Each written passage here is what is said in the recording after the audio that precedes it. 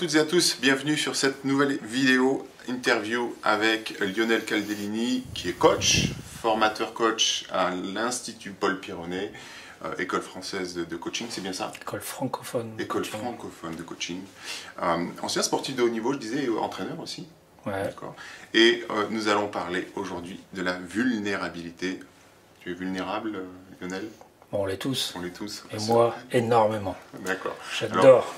On a mangé ensemble hier et tu te tenais à ma droite et on parlait de coaching, on parlait de plein de choses. Et puis il y a vraiment un truc qui m'a interpellé, c'est que tu as parlé de la vulnérabilité. Et tu m'as expliqué que tu avais touché à cette vulnérabilité, que ça avait tout changé pour toi. Je crois qu'on est dans un monde où on n'arrête pas d'avoir des messages, où il faut être le plus fort, il faut être le plus beau, il faut être tout ça. Ok, c'est une partie. La vulnérabilité, moi je l'ai compris quand un jour j'ai fait un point sur moi. Tu sais, quand tu es sportif de haut niveau, quand tu es entraîneur dans le haut niveau, l'ego marche vachement. Ouais. Il faut gagner, tu es reconnu pour ça, tu es aimé parce que tu gagnes. Ok. Mais à un moment donné, il manque quelque chose, t'es pas plein. D'accord? Et un jour j'ai fait un point sur ma vie et je me suis dit, tiens, aujourd'hui j'ai 40, je crois que j'avais 40, 42 ans. Et je me suis dit, aujourd'hui j'en suis où, j'ai fait quoi? Ok. Il y a très longtemps, par contre ça faisait déjà 25 ans, je gagnais des matchs, c'était sympa. Après pendant 20 ans j'ai entraîné des joueurs, ok c'était sympa. Mais là aussi t'existes sur les résultats de quelqu'un d'autre. Donc c'est assez... je me dis, bon aujourd'hui en profondeur t'en es où? Je me suis aperçu à 42 ans que j'avais eu des histoires d'amour mais que je les avais toutes fait fuir. D'accord? Que j'avais toujours super bien gagné ma vie, mais que j'avais toujours tout claqué, que j'étais un homme de projet, de créativité, mais qu'à la fin, du moment où il fallait réussir et réellement rentrer dans une routine là-dedans et le mettre, je le mettais de côté. Ouais. Voilà, je me suis fait un point sur moi et je me suis dit, ok mec, t'es fort, t'es grand, t'es costaud, machin, mais au fond... tu dois avoir des faiblesses pour faire ça, quoi. Donc cette vulnérabilité, et j'ai compris que en fait aujourd'hui, si j'ai changé un peu de façon de faire et que j'ai toujours autant de résultats, de choses comme ça, c'est que j'ai accepté aussi mes points faibles, cette vulnérabilité, j'ai accepté cette partie sensible de moi, j'ai accepté aussi d'échouer, Oui. parce que voilà, quand j'étais entraîneur dans le tennis, je m'amusais à apprendre à perdre à mes joueurs, mais moi je le faisais pas sur moi, quoi. D'accord. Je détestais ça. Et au lieu de perdre, je faisais pas. Parce que c'était faible de perdre. C'était faible dans une relation d'amour, même de dire que j'aime ou que j'étais triste. Tu vois, voire de pleurer, quoi. Donc à ce point-là, m'a permis de faire face à cette vulnérabilité, quoi, et de me dire, en fait, c'est là qu'il y a les vraies pépites, c'est là qu'il y a le vrai travail que je dois faire, et c'est là qu'il y a les vrais diamants qui vont me remplir et qui vont me rendre encore plus performant, encore plus complet et tout ça. Donc j'ai fait face à ça, quoi. D'accord. Ça demande un certain travail. Il y a une façon de faire pour. Parce que j'imagine que. Est-ce qu'il y a eu un événement d'ailleurs qui t'a, je sais pas si on doit dire contraint ou obligé, ou alors est-ce que c'était une chance cet événement, justement de toucher cette vulnérabilité, cette prise de conscience? Je suis tombé une fois sur une vidéo, Ouais. une conférence qui parlait de ça. Ça m'a D'accord. touché. Je me suis dit, tiens, c'est intéressant.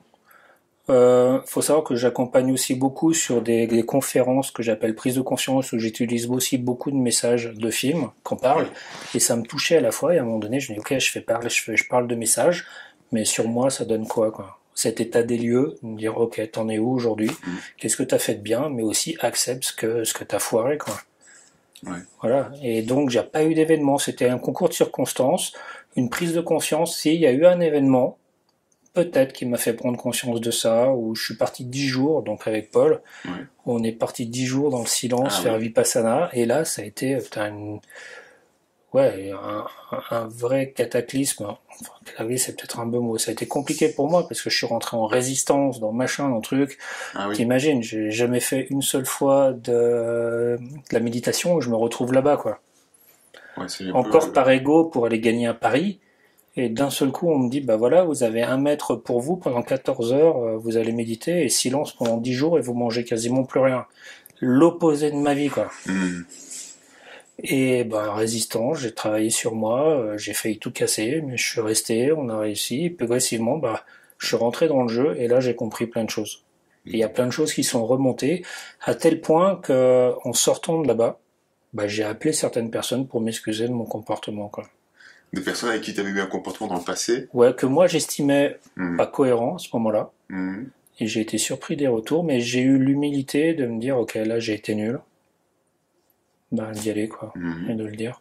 C'est peut-être à ce moment-là où j'ai commencé à me dire, attends, il y a des paradoxes. Effectivement, si le bien existe, il y a le mal. S'il y a du nord, il y a le nord, il y a le sud. Donc si, ok, il y a des parties bien chez moi, il faut pas que j'ai peur d'aller dans les parties obscures et que je me suis un peu spécialisé là-dessus, quoi. Sur Ouais. cet équilibre entre les choses et que si on veut être fort, faut accepter son côté faible.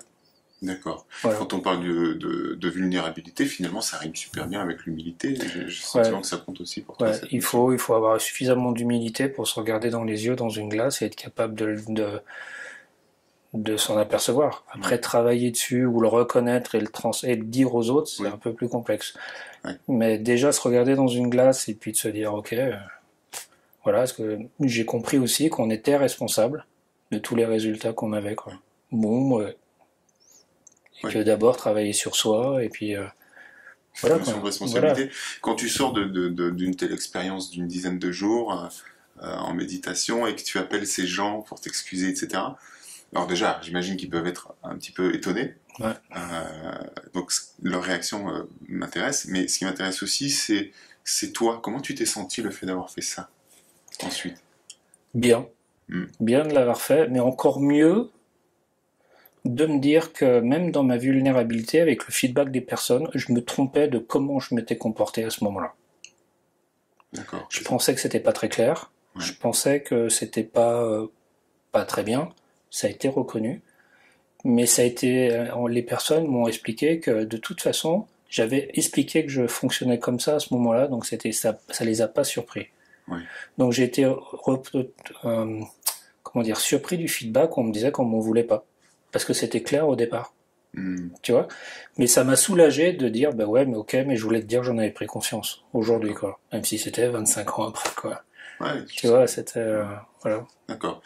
Alors, comment on peut faire, toi maintenant, voilà, tu transmets tout ça, j'imagine, dans tes formations, hein, cette idée d'être humble, d'accepter cette partie lumière, cette partie ombre, force, faiblesse, etc. Moi, j'aime beaucoup les notions comme ça, de paradoxe aussi et de juste milieu, trouver l'équilibre entre tout ça.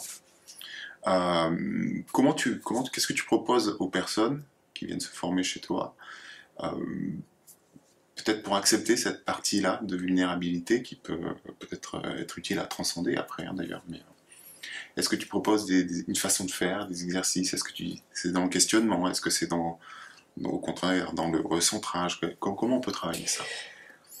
Enfin, il y a différentes façons avec lesquelles je travaille. Quand je suis en formation, par exemple, avec les coachs, je me sers énormément du feedback pour ça.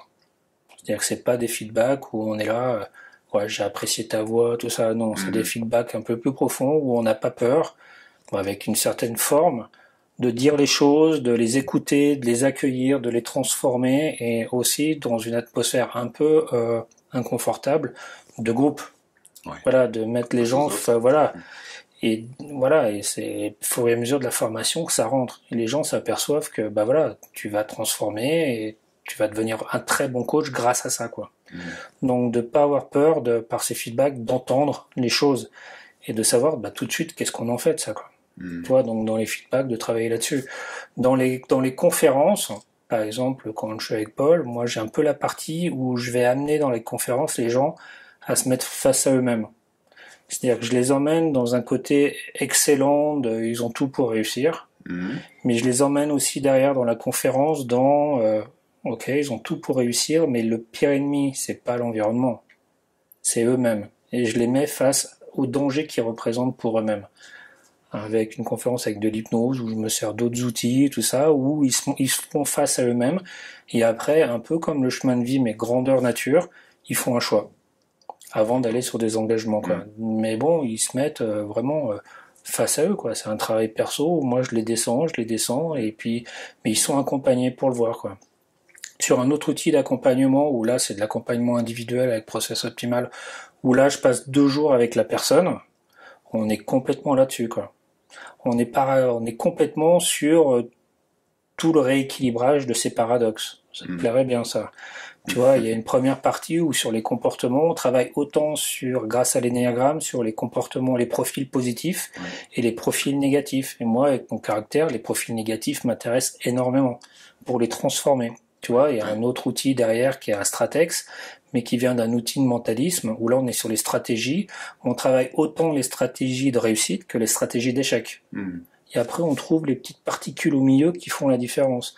Après, on travaille sur le leadership, sur les qualités, mais aussi autant sur les défauts. Et qu'est-ce que ça veut dire au milieu de ça? Donc, je suis sans arrêt sur un rééquilibrage. Entre le passé aussi et le futur. Si je veux savoir au présent ce que je fais, c'est d'où je viens et où je veux aller. Mais j'ai pas peur aussi d'où je viens et de mon histoire. On n'est pas là pour la guérir, mais on est là pour la comprendre. Pour transformer. Voilà. Comme après une autre étape qui est de travailler sur le comment, on l'a aussi en paradoxe entre mes parties créatives. Ok, c'est bien le monde des bisounours, j'ai envie de faire une première étage, machin. C'est pas si simple que ça le changement. Il faut aussi accepter notre partie critique et nos freins. Et qu'est-ce que j'en fais et qu'est-ce qu'elles ont à me dire pour avancer. Après, tu as une autre étape dans ce protocole qui est l'écologie. Il y a moi et les autres. Et la dernière, les pires des écologies, c'est moi avec moi, quoi. Ma partie sombre et ma partie obscure. Donc on est sur un rééquilibrage complet justement de mes points forts et de cette partie un peu plus faible chez moi et comment je la transforme, quoi. Il y a une façon dont c'est vraiment cette idée de transformer, dont de mon point de vue, parce que je le vis comme ça, cette idée de vulnérabilité peut permettre justement de se connecter, je sais pas comment on le dit, peut-être à son essence, à son être profond en fait. Et moi je me rends compte par rapport à la collection de films Prévenir et Guérir, forcément, qui m'a obligé à mettre mon image devant les caméras, etc. Enfin qui m'a proposé de le faire et j'ai accepté de le faire.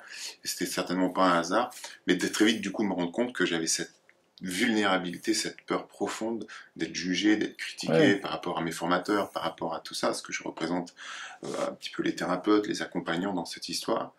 Et donc alors en même temps c'était très intéressant de me rendre compte que voilà, j'avais du coup ce côté perfectionniste qui avait peur, et donc cette personnalité sociale qui en réalité me limite terriblement, j'ai presque envie d'employer passé maintenant, mais peut encore me limiter terriblement.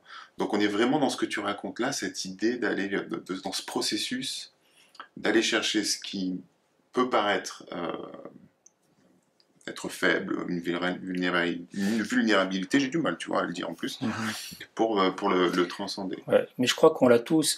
Et derrière la vulnérabilité, il se cache plein d'autres choses. C'est toutes ces phrases où on dit les croyances, je crois que tu en as parlé avec Paul, qu'on dit je mérite pas d'être aimé, je mérite pas ce qui m'arrive, je mérite pas de réussir, je mérite pas tout ça, ça fait partie de la vulnérabilité. La honte fait partie de la vulnérabilité. Tout ça, derrière, ça nous emmène dans quoi? Dans des émotions de tristesse, de culpabilité, tout ça. Mais on veut fuir ça. On se dit non, c'est pas bien, il faut que je sois dans la joie. Mais ce qui fait comprendre, c'est que tant qu'on fuit ça, ou qu'on essaye de l'agresser, ça se transforme pas. Et que de toute façon, ce qui va donner naissance derrière à la joie, à l'amour, tout ça, c'est cette partie-là, quoi. C'est-à-dire qu'on peut pas être dans la joie ou dans l'amour s'il n'y a pas de l'autre côté la tristesse, la culpabilité qu'on vit tous, quoi. Faut juste savoir ce qu'on en fait. Mais il faut l'accepter, quoi. Il y a pas non, ces émotions-là, ces ressentis-là, ces trucs-là, je les veux et les autres je les veux pas. Ça fonctionne pas comme ça. Du moment où on en efface une partie, on efface l'autre avec. Et là, on se perd.